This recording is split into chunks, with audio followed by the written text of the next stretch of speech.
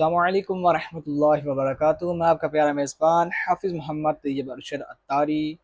پچھلی ویڈیو میں آپ کو میں نے اپنا تعارف کرا دیا تھا اور یہ اکاؤنٹ کس مقصد کے لیے بنایا تھا وہ آپ کو میں نے بتا دیا ہے۔ الحمدللہ آگے بڑھتے ہیں۔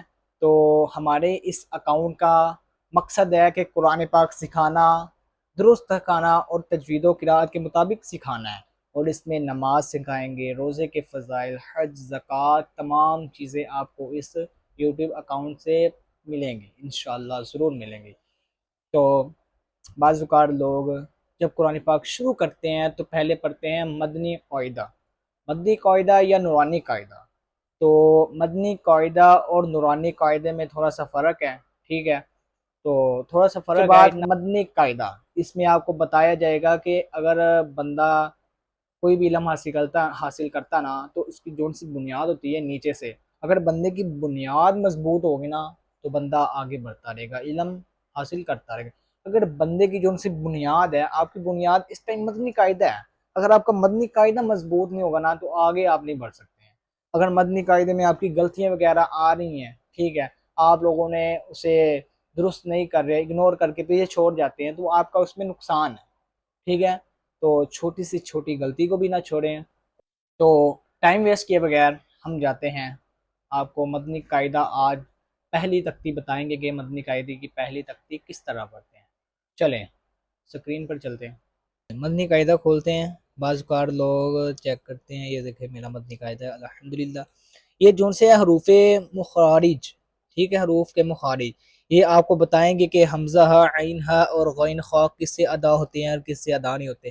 یہ مین مقصد یہ ہے کہ یہ یاد کرنا ضروری ہے، ٹھیک ہے نا؟ اس سے آپ کو پتہ چلے گا کہ ہا کہاں سے نکلتا ہے، حمزہ کہاں سے نکلتا ہے اور عین کہاں سے نکلتا ہے۔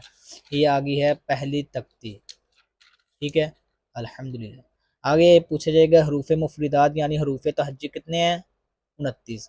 حروف مفردات کو تجوید و قرأت کے مطابق عربی لہجے میں ادا کریں اور اردو تلفظ سے پرہیز کریں، یعنی پے، تے، سے، ہے، خے، قویں، زوئیں وغیرہ ہرگز نہ پڑھیں بلکہ با، تا، سا، حا، خو، قوں، زواں پڑھیں۔ ان میں سے حروف مستعلیہ ہیں وہ 7 ہے: خو، صاد، ضاد، واو، زواں، غین، قاف۔ ان کا مجموعہ وہ صادقۃ کی، ان کو ہم نے ہمیشہ پر پڑھنا ہے، اور ہونٹوں سے صرف 4 حروف وہ ادا ہوتے ہیں: با، فا، میم، واو، یہ ہونٹوں سے ادا ہوتے ہیں، ان کے علاوہ باقی حروف پر ہونٹ نہ ہلائیں۔ اس کے بعد آتا ہے حروف صفیر یعنی سیدھی والے حرف 3 ہے: زا، سین، شو۔ چلو ہم پڑھتے ہیں اب۔ اعوذ باللہ من الشیطان الرجیم، بسم اللہ الرحمن الرحیم۔ الف، با، تا، سا، جیم، حا، خا، دال، ذال، را، زا، سین، شین، صاد، ضاد، طا، ظا، عین، غین، فا، قاف، کاف، لام، میم، نون، واو، ہا، حمزہ، یا۔ تو آپ لوگوں نے دیکھا ہوگا، تو آپ لوگوں نے چیک کر لیا ہوگا کہ پہلی تختی پڑھنے میں کتنا فرق ہے۔ اسی طرح آپ خود اندازہ لگا سکتے ہیں کہ آپ خود پہلی تختی پڑھیں اور جو سی میں نے ابھی پڑھی ہے الحمدللہ وہ چیک کریں، تو آپ کو اس میں واضح فرق نظر آئے گا۔ تو الحمدللہ ہمارا مقصد ہے کہ قرآن پاک صحیح پڑھنا ہے، یہ اللہ پاک کی عظیم ترین کتاب ہے، اور سب سے اچھی بات یہ ہے کہ یہ ہمارے پیارے نبی حضرت محمد صلی اللہ علیہ وآلہ وسلم پر نازل کی گئی ہے، جو ان سے تمام نبیوں سے افضل ترین نبی ہیں۔ ان کی یہ کتاب ہے اور ان کے ہم امتی ہیں، ان کے ہم غلام ہیں۔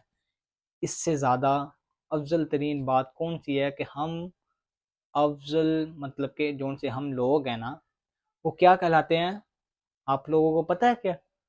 بعض اوقات لوگوں کو نہیں پتہ ہوگا۔ ہم لوگ کہلاتے ہیں اشرف المخلوقات۔